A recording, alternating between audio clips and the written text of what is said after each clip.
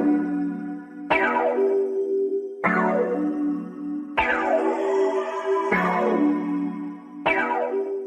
guys, welcome back to my channel. It's your favorite homegirl, Ayana Mertina, and today I'm coming to you with some tips that have worked for me to grow my hair to bra strap length. I don't really know for sure where I started at the beginning of the year as far as my hair length. I did do a quick length check in May, and I'm gonna insert that footage here so you can see it. So we're like from the crown of my head, fully stretched out. This is like pretty much kind of like shoulder length. And then when I got my hair blown out in December to get a trim, that's when I realized I was at bra strap length. So I just wanted to give you guys some tips that worked for me. It really boils down to having your hair in the best health and working on length retention. So I'm gonna tell you the 5-ish tips that I use to get my hair to bra strap length. But before we get into that, I do want to say that if you are new to my channel, welcome. If you are already subscribed, welcome back. If you're not subscribed, hit that button down below so you don't miss any of my new uploads, and make sure you have your notifications turned on so that when I do upload, you get notified. Now that we got all of that out of the way, I have my iPad here, so I have some notes I'm looking at. Tip number 1, protective styling. Now, when I say protective styling, I don't mean like you have to always have box braids, faux locks, a weave, wear a wig, anything like that. Protective styling can literally just be you putting your own hair into like mini twists or 2 flat twists, like cornrows, anything. The point of protective styling is that it gives your hair a break. You're not constantly styling it, you're not constantly manipulating it, you're not pulling at it, tugging at it, combing through it, brushing through it. All these things that add tension to your hair, and then they cause you to have breakage.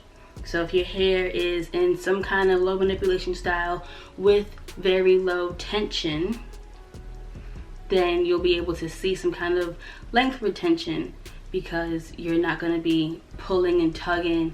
And what I mean by low tension is like when you do have like box braids or any kind of style, honestly, like even the ponytail, like you don't want to have it so tight where like you're like this and like closing your eyes is like, oh, I can't close my eyes because my hair is so tight.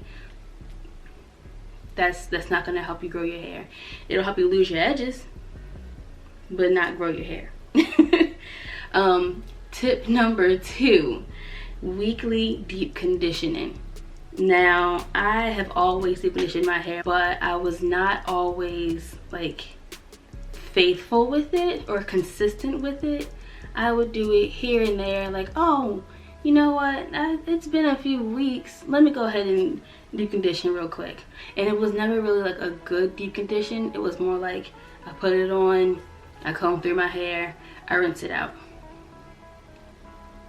That's not enough. So what I have started doing now is I deep condition every week, and I use heat with it. Like I'll either just put a plastic cap on and let like my natural body heat help it open up my pores and whatnot, like the cuticles and whatnot on my hair, or I'll sit underneath of my hooded blow dryer attachment and I'll use heat like that for like 30 minutes or so. So when I deep condition, I don't usually add oils, but if you want extra like oomph, add an extra kick to whatever mask you're using, add whatever oils you want. I think the best ones to add would be like olive oil, castor oil, coconut oil, or jojoba oil, because those are all really good. Once you have your hair properly moisturized, you'll see less breakage, and less breakage leads to more length retention, and length retention leads to hair, like you actually seeing your hair grow, like you seeing the growth, because your hair is going to grow no matter what. But when your hair is breaking off at the same rate that your hair is growing, you think your hair is just stuck, it's stagnant, there's no growth. But what's happening is you're losing your hair as fast as you're growing your hair, so you don't see any change. But if you focus on moisture and leaving your hair alone, you'll get there. But in addition to those 2 tips, we have tip number 3, which is regular trimming. Now when I say a trim, I don't mean you go in and then all of a sudden you lose 2 inches. That's not what a trim should be. A trim should be anywhere from like 1 inch, maybe even as little as 1/4 inch. When you have a regular trimming schedule, you don't need to cut off that much. But when you have a regular trimming schedule, it helps you minimize the amount of split ends you're gonna have and the amount of single strand knots that you have. Because when you have single strand knots or split ends, they will meet each other, they will love each other, they will tangle up, and then your hair is breaking off. So it may sound, counterproductive or counterintuitive to trim your hair to get it to grow. I mean, you're not really trimming it to get it to grow, but if you trim your hair, you'll see the growth because you'll have length retention, because you'll have less breakage. Okay? And then these other 2 tips are just general things you should follow, even if you don't really care about your hair growing. If you just want to have, healthier hair, you always want to sleep with either a satin pillowcase or a bonnet or a scarf or all 3 because cotton is very drying to your hair. Using a cotton t-shirt after you wash your hair is great to get the water out because it's not as irritating to your hair as like a bath towel. But sleeping on cotton, once your hair is already dried and moisturized and everything, it'll dry your hair out. Like moisture is gone. So if you use these satin objects to protect your hair, you'll have more moisture for one. Well, not more moisture, but like your hair will stay moisturized longer, which makes it less prone to breakage, and you'll prevent frizz because your hair will be like nice and slick down, or like, just not getting roughed up by the cotton. So with your hair being less frizzy, that leads to less breakage and you can also maintain your style longer if your hair is not dry, because you don't have to worry about, oh, I need to wash my hair because it feels dry, or oh, I need to take this style down so I can moisturize it because it feels dry, because then that leads to you manipulating your hair more often than you need to, and that leads to what? Breakage. So make sure you use some kind of satin when you go to bed. You can use all 3, you can use 2, you can just use 1. When my hair gets kind of old, like how it is right now, this is a blowout from December. So when my hair gets kind of old like this, I just go to sleep on my satin pillowcase. But when it's like fresh, I'm using my bonnet, I'm using the scarf, and the pillowcase. Like I'm doing all of the things. And the very last tip number 5, just to have some patience and to have a routine or a regimen, because you can't make your hair grow any faster than it's gonna grow. Like, it's just not a thing. What you can change is your length retention, but you can't change your rate of growth. So all the rice water, aloe vera, this hair tea, these pills, like these things just help you see retention better. They don't actually change your rate of growth. Any kind of oil you're using, a growth oil, it's gonna help your hair stay more moisturized so it doesn't break off, but it's not changing your rate of growth.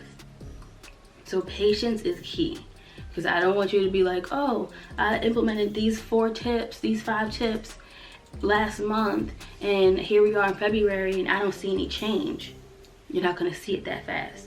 Like, if you look at all of this growth, this is all growth from August to now. And today is what, January 3rd? So it's a good amount of growth, but you can't speed that process up, is my point. So just have some patience with it. And then having a routine or a regimen, your hair kind of like, I don't know how to describe it, like your hair just, it knows what to do when it has a routine. Like if you, every Saturday you wash your hair, you deep condition, use a heat cap or a heated blow dryer, you deep condition using a heat cap or a hooded blow dryer or even a steamer. Your hair is gonna get into the routine of like, oh, okay, we're moisturized, we're good, we're gonna get this every week. We know what's coming, and it's gonna get trained to accept that moisture. And you'll be in the routine of washing your hair, detangling it, and styling it every week, so you won't be alarmed when you see, you know, a handful of shed hair or whatever. And you'll have less shed hair because your hair is going to maintain that moisture, because you're not going to give it time to dry out. Like if you wait and wash your hair once a month, your hair is going to be dry every single time you wash it. Like it's just been too far between moisturizing sessions for your hair to remain moisturized. So with you doing it every week, it's going to stay moisturized better, which means you're going to have less dry hair, which means you're going to have less breakage, and then you'll see more length retention.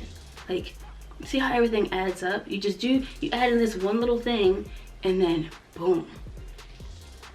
But aside from having your routine down, you want to make sure that you're using products that work for your hair. Because if I sit here and I say that, you know, I can use tea tree oil shampoo, Aussie Moist conditioner, a Shea Moisture deep conditioner, and then Eco Styler gel, that works for my hair. If you can't use Shea Moisture because of some of their ingredients, swap it out for what works for your hair. You don't have to use whatever you see someone else using. Whatever the trend is, you don't have to take part in that. Because if you know that coconut oil is no good for your hair, don't use coconut oil just because someone says it works for them. You know what I mean? Like, don't just do it because I say it works for me. And above all, just be gentle when you're doing anything to your hair, whether it's washing it, detangling it, or styling it. Detangling. What? That sounds so weird to me. Anyway, be gentle with your hair, whether you're washing it, detangling it, or styling it, because the more gentle you are, the less breakage you'll have. So if you're able to just switch and stop using like detangling tools altogether and just finger detangle, that's great. Perfect. That's the best way to detangle your hair, honestly. I don't do it just because I feel like I need a tool to get rid of all the tangles. I can get rid of the bigger ones, but like for the small ones, I just need a tool to get in there and just like pull it apart. If you want to use just fingers on your hair, go for it. But definitely, like when you're washing your hair, don't, like, you want to get into your scalp like this, right? But you don't want to take your hair and be going like this, because that is just irritating the cuticles. It's rubbing them all the wrong way, and it's just gonna cause unnecessary frizz and friction, and then guess what? Breakage. So be gentle whether you're washing, detangling, and then styling, of course, because your hair has already been wet. So if you're styling your hair on wet hair, it's very porous, and whenever your hair is wet, the elasticity is going to be a little bit different than if it was dry. So when you pull your hair, if you pull too hard, it can break, versus if your hair is already dry and you pull that same tension, it may not break off the same way. But you don't want to pull your hair to the point where like you get like the little tension bumps. You really get it like back here, and if you get like braids or anything, you get tension bumps, or your scalp is just sore, or like your scalp is just red, like where you parted your hair and you're like pulling to braid it or twist it or whatever. You just want to be very careful and gentle with your hair. So yeah, those are just my 5 tips on how I got my hair to bra strap length. it was kind of it wasn't really a planned change, but I did notice I changed a few things in my routine, and I was able to actually see some like real growth in my hair this year. So I just wanted to pass those tips on to you guys, and hopefully it'll help you guys along your journey, whether your journey is just to have healthier hair or if you want to have healthy and long hair. Either way, the tips work for you. Yeah, that's the whole video, guys. Thanks so much for tuning in. If you enjoyed the video, be sure to give it a thumbs up, and if you made it this far and you're not subscribed, hit that button down below because you should be subscribed. And I will see all you guys in my next video. Bye.